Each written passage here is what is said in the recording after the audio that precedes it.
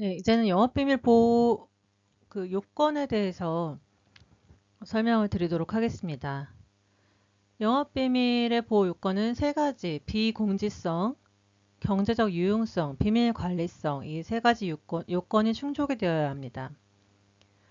그 부정경쟁방지법 제2조 정의규정에서 추출한 그 세 가지 요건인데요. 첫 번째로 그 비공지성, 일반에게 알려져 있지 않은 상태여야 합니다. 아까 그 특허와 영업비밀의 비교표를 표로 이제 설명을 드렸는데, 특허 출원을 하고 출원서를 제출한 후에 18개월이 지나야 특허 같은 경우에 공개가 되는데, 출원서를 제출하고 공개되기 전까지 18개월 동안이라면 비공지성이 충족이 되고, 이 경우에는 그 기간 동안에는 영업비밀로서 보호가 됩니다.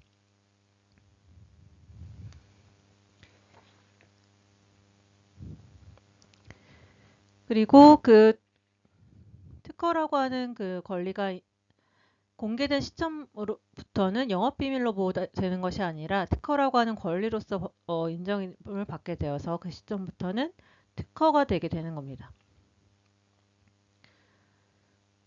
그리고 이제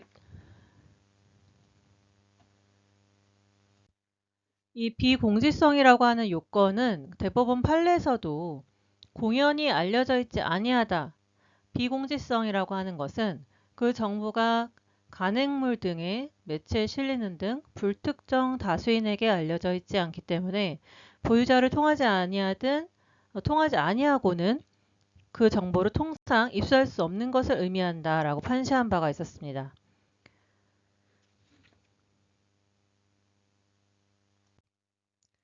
또 다른 대법원 판례에서는 2007-6772 판결에서는 만약에 그 다른 업체가 유사 제품을 생산하고 있다거나 계략적인 회로도가 공개되어 있어도 비공지성이 인정될 수 있는 여지가 있고, 그리고 또 기계의 기본 원리가 알려져 있어도 기계를 구성하는 기계 부품 및 설계 도면이 알려져 있지 않다면 비공지성이 인정된다라고 판시를 했습니다. 또 만약에 어떤 정보가 거래처 배포용 등으로 제공이 되고 그 일부가 웹사이트에 공개가 된 경우에는 이 경우에는 그 공연이 알려져 있는 것이라고 보아서 비공지성이 인정되지 않는다라고 보았던 판례가 있습니다. 두 번째 요건은 이제 비밀 관리성입니다. 비밀 관리성은 그 정보를 비밀로 관리하고 유지할 의사만으로는 부족하고 객관적이고 실질적으로 기업 정보를 비밀로 관리를 해야 한다라고 하는 요건이 있습니다. 비밀 관리성을 판단할 때 이 법에서 정하고 있던 요건이 아까 연역에서도 보았다시피 계속해서 완화가 되는 것을 보실 수가 있습니다. 1차로 2015년도 1월에 개정이 되었을 당시에 상당한 노력에서 합리적인 노력으로 비밀로 관리할 것이라고 개정이 한번 이루어졌고요.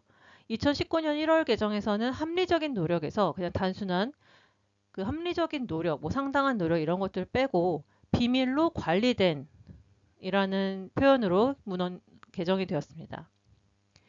개정 전에 대법원 판결 2019년 10월 30일 선고된 2017도 13791 판결에서 그 당시에 이제 그 당시 법으로는 상당한 노력에 의해서 비밀로 유지된다라고 하는 것의 의미에 대해서 판단을 했었고 상당한 노력이 있었는지 여부에 대해서 이것은 비밀이라고 인식될 수 있는 표시를 하거나 고지를 하고 정보에 접근할 수 있는 대상자나 접근 방법을 제한하거나 정보에 접근한 자에게 비밀 준수 의무를 부과하는 등 객관적으로 정보가 비밀로 유지 관리되고 있다는 사실이 인식 가능한 상태인 것을 말한다. 라고 판시를 하면서 이런 유지 관리를 위한 노력이 상당했는지 여부는 영업비밀 보유자의 예방조치의 구체적 내용, 해당 정보의 접근을 허용할 영업상의 필요성, 영업비밀 보유자와 침해자 사이의 신뢰관계와 그 정도, 영업비밀의 경제적 가치, 영업비밀 보유자의 사업 규모와 경제적 능력 등을 종합적으로 고려해야 한다. 라고 판시를 했습니다.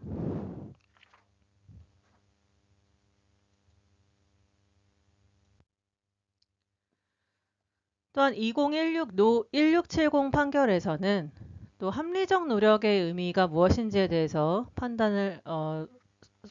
판시를 하고 있는데요.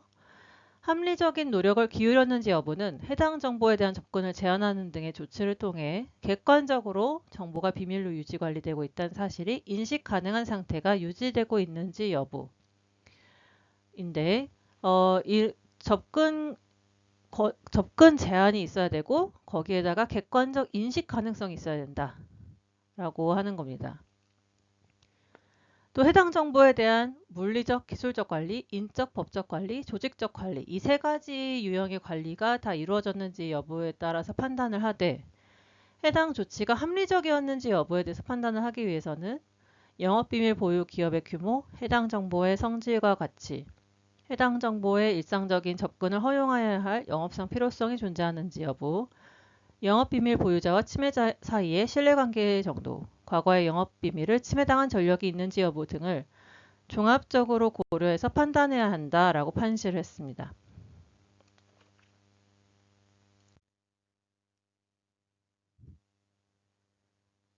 여기에서 이제 그 비밀 관리성에 있어서 그 아까 세 가지의 그 관리 유형을 그 판례에서 이야기를 하고 있는데요. 물리적, 기술적 관리, 인적, 법적 관리, 조직적 관리 세 가지로 나눠서 다시 이것을 보면 일단은 비밀 관리성을 위해서 취해야 할 조치는 크게 접근 제한 플러스 객관적 인식 가능성 이렇게 크게 보고 이 물리적 기술적 관리는 일단 영업비밀의 접근 제한, 열람할 수 있는 권한을 제한하고 이메일과 같은 IT 보안 설정을 해놓고 그 망분리나 이런 것들을 포함이 될 것이고요. CCTV, 보안장치 설치 운영, 그리고 출입 제한 구역이나 이런 것들 설정을 해놓고 보안 검사를 하는 이런 것이 물리적 기술적 관리에 해당이 됩니다. 인적 법적 관리 같은 경우에는 일단 영업비밀의 등급을 분류하고 보안 관리 규정을 마련하고 있는지 그리고 임직원 서약서를 작성했는지 거래처와 비밀 유지 계약을 체결했는지 여부를 판단하게 됩니다. 조직적 관리는 일단 보안 책임자나 보안과 관련된 전담 인력을 지정했는지 보안 교육을 실시했는지 여부 그 사고가 발생했을 때 어떻게 대처하는지에 대한 프로세스 이런 것이 포함이 될 수가 있습니다. 마지막 영업비밀 보호의 요건으로서 경제적 유용성에 대해서 살펴보도록 하겠습니다. 경제적 유용성은 해당 정보가 현실적으로 생산 방법, 판매 방법 등에 필요한 정보여야 하고 그리고 그 자신의 경쟁상 우월적 지위를 제고하거나 제고하는 데 도움이 되거나 정보의 독자적 개발을 위해서 상당한 노력과 비용이 요구되어야 한다라고 되어 있습니다. 대법원에서도 2007도 677의 판결에서 독립된 경제적 가치를 가진다는 것은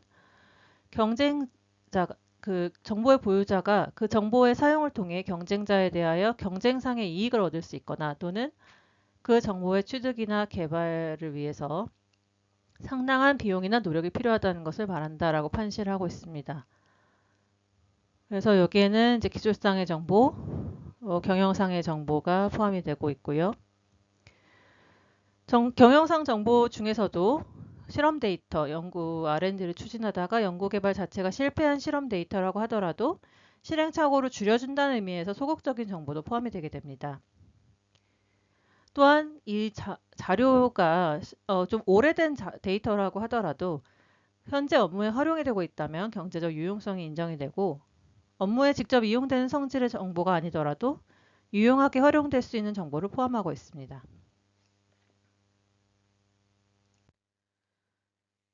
이 경제적 유용성과 관련해서 판단했던 그 대법원 판결에 대해서 간단하게 살펴보도록 하겠습니다. 대법원에서는 영업활동에 이용되지 않는 개발 단계의 정보라도 영업비밀로 볼 수 있다 판단한 사례가 있었고요. 유출 시 경쟁업체가 동종 제품의 개발 제조에 참고할 만한 정보라면 경제적 유용성이 있다라고 판단한 사례도 있습니다. 또한 회로도에 담긴 추상적 기술 사상이 알려져 있어도 완성된 회로도의 독립된 경제적 가치를 인정할 수 있다라고 판단한 사례도 있고요.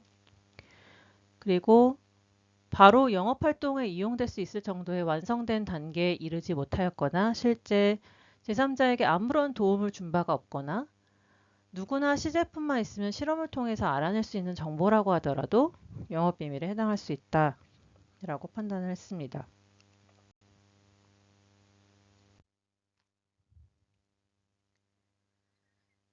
또한 그 중소기업이나 대기업도 마찬가지고요. 그 어떤 기술 개발 경영을 하고 있는 그 기업들 같은 경우에는 이 기업의 비밀 정보를 지키기 위해서 비밀 유지 서약서를 작성하거나 아니면 전직 금지 약정을 체결하는 경우가 있습니다. 이게 보통 비밀 유지 의무와 전직 금지 의무, 경업 금지 뭐 이렇게 세 가지로 크게 나눠볼 수가 있는데 비밀 유지 의무라고 하는 것은 크게 이제 대내적 비밀 유지 의무, 대외적 비밀 유지 의무로 나눠볼 수가 있습니다.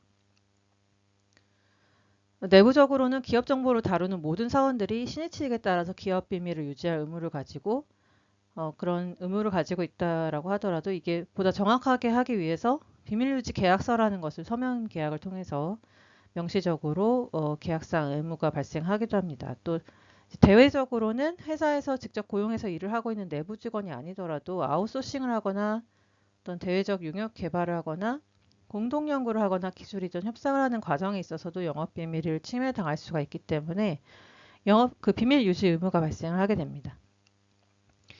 그래서 용역 개발 계약서나 이런 것들을 보면은 주로 거기 비밀 유지 그 조항이 포함이 되어 있고 보안 서약서를 연구진들에게 작성하라고 요구하는 경우가 대부분 그렇게 요구를 하고 있고 전직 금지 의무 같은 경우에도 근로자가 근로 관계가 존속되고 있는 동안 종료되고 난 후에 사용자와 경쟁 관계에 있는 동종 업체에 취업하지 않아야 하는 의무를 부과하고 있습니다. 그리고 이제 만약에 연구 개발하던 연구원이 경쟁 기업으로 옮겨가서 그 연구했던 내용 자체를 영업 비밀을 사용하는 경우들이 종종 있어서 이런 전직 금지 약정이 활용이 되고 있습니다. 또한 그 경업 금지 약정도 근로자가 스스로 이렇게 경쟁 업체를 설립해서 운영하는 그런 경쟁 행위를 하지 않을 것을 내용으로 하는 약정도 포함이 되고 있습니다.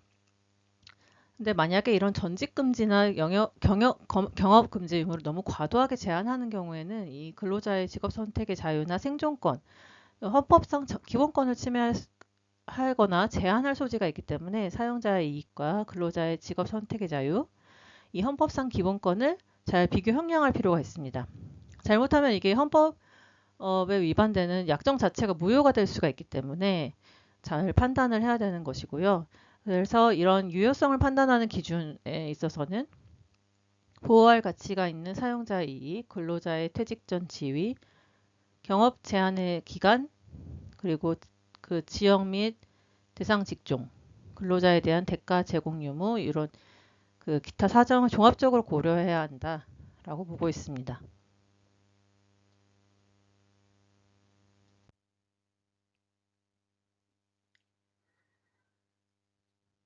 영업비밀을 침해하는 행위는 제18조에 규정을 하고 있고요. 영업비밀 침해 행위 자체에 대한 정의는 부정경쟁방지법 제2조에서 규정을 하고 있습니다. 그래서 그 감옥에서 감옥까지 부정한 수단으로 영업비밀을 취득하는 행위와 영업비밀을 사용하거나 공개하는 행위, 그리고 그 부정 취득 행위가 개입된 사실을 알거나 중대한 과실로 알지 못하고 취득하는 행위.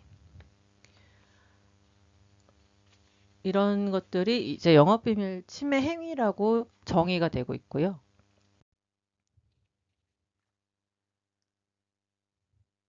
이 영업비밀 침해 행위를 기본적으로 이렇게 감옥부터 감옥까지 규정을 해놓고 그리고 그 부정한 방법에 의한 취득 공개 사용 같은 경우에는 금지 또는 손해배상 청구가 가능합니다. 영업비밀 침해 행위에 대해서는 미수나 예비 음모를 처벌할 수가 있고 선의로 취득한 제3자의 선의 취득한 제3자에 대해서는 처벌을 할 수가 없기 때문에 처벌이 불가능합니다. 그리고 이제 18조에서 제 18조에 각 양형에 대해서 규정을 하고 있습니다. 형사처벌로는 이제 그 부정한 이익을 얻거나 영업비밀 보유자의 손해를 입힐 목적으로 영업비밀을 취득, 사용, 누설하는 행위, 지정된 장소 밖으로 무단 유출하는 행위, 그리고 영업비밀을 삭제 또는 반환 요구받고도 보유하는 행위, 이런 것들이 규제 대상에 해당이 되고요. 대부분 이제 10년 이하의 징역 또는 5억 원 이하의 벌금이 기본적이고, 만약에 이게 외국에서 사용할 목적인 경우에는 가중 처벌이 됩니다. 15년 이하의 징역, 15억 원 이하의 벌금으로 가중 처벌이 되게 되고, 민사적으로는 구제할 수 있는 방법이 심행위에 대한 금지 청구 또는 예방 청구, 그리고 손해배상 청구, 징벌적 손해배상이 포함이 됩니다. 영업비밀 보유자의 신용 회복 청구라고 하는 것도 구제 방안으로 들어가 있습니다. 또한 2019년도 7월에 법이 개정이 되면서 악의적인 영업비밀 침해 행위에 대해서 손해액의 3배 이내에서 손해배상액을 인정할 수 있는 규정을 신설했습니다. 징벌적 손해배상 규정이 제14조의 2, 제6항에 따라 이 규정이 들어오게 됐고, 형사처벌의 유형이 확대가 되었고, 또 처벌의 수위도 대폭 상향이 되었습니다. 다음으로는 직무발명이라는 것과 영업비밀의 보호의 관계에 대해서 간단하게 말씀을 드리려고 하는데요. 직무발명 제도라고 하는 것은 일단 발명을 할 수 있는 기반을 제공한 사용자 회사와 고용되어서 그 발명을 한 개인의 창조적인 노력을 바탕으로 이 발명을 완성한 그 종업원 사이의 이익을 회사와 그 종업원 사이의 이익을 합리적으로 조정하기 위해서 만들어진 제도입니다.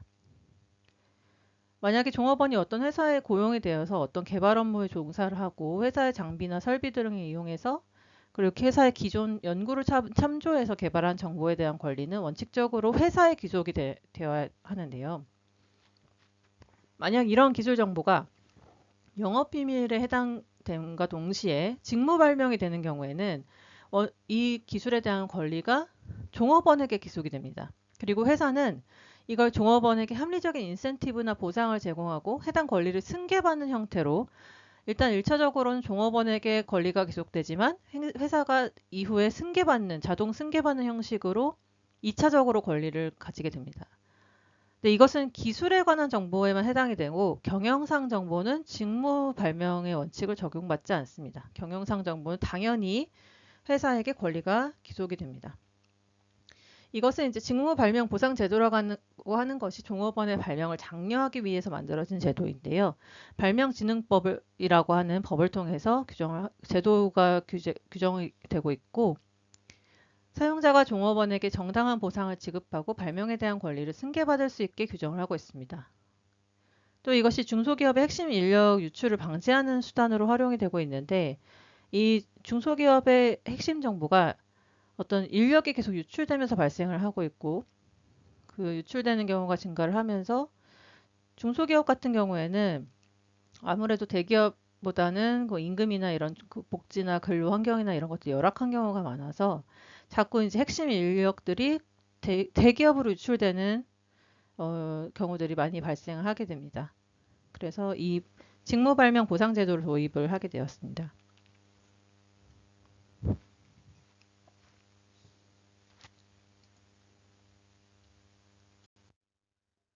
그리고 2018년도 그 4월에 법이 또 개정이 되면서 아이디어 탈취 규제가 부정 경쟁 행위로 들어오게 되었습니다. 제 2조 제1호에서 참혹에 규정이 되어 있는데요. 사업 제한, 입찰 공모 등 거래 교섭 또는 거래 과정에서 경제적 가치를 가지는 타인의 기술적 또는 영업성의 아이디어가 포함된 정보를 제공 목적에 위반해서 부정하게 사용하거나 타인에게 제공하여 사용하게 하는 행위가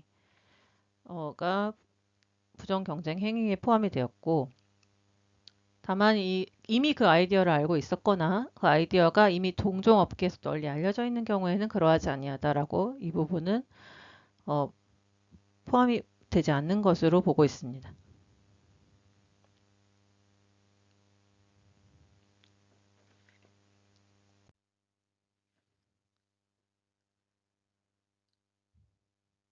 이 아이디어라고 하는 것이 주로 어떤 합법적인 거래 교섭 단계 또는 거래 과정에서 이루어지고 있고, 이게 영업비밀은 주로 부정한 수단, 뭐 기망이나 협박 등을 통해서 이루어지는 반면에 아이디어 탈취는 좀 더 합법적인 과정에서 이루어진다고 볼 수가 있습니다. 계약 체결 전 단계에서 이루어지고 있고요. 아이디어 같은 경우에는 특정 기술 그리고 제품, 상품의 발상 또는 착상, 차관, 구상, 사상뿐만 아니라 제품 판매 전략, 고객 관리 전략을 구상한 경영상 정보를 포함하고 있습니다. 구체적으로 뭔가 최소한 자료 형태로 구체화가 되어 있어야 하고 경제적 가치가 있어야 합니다. 그리고 아이디어 침해가 성립하기 위해서는 행위가 구체적이어야 하는데 타인의 기술적 또는 영업상 아이디어를 그 제공 목적에 위반하여 자신 또는 제3자의 이익을 위하여 부정하게 사용하거나 타인에게 제공하는 등의 어떤 반사회성을 가지는 사정이 인정되어야 이것이 아이디어 탈취다라고 인정을 하고 있습니다.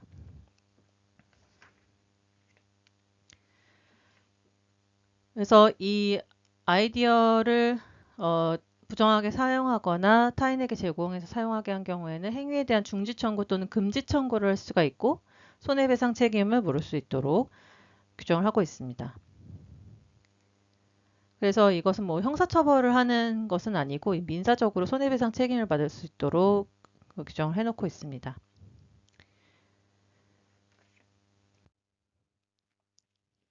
네, 여기까지 이제 부정경쟁방지법에서 영업비밀의 개념과 요건, 그리고 영업비밀의 침해 행위와 각종 구제 수단에 대해서 쭉 설명을 드렸습니다.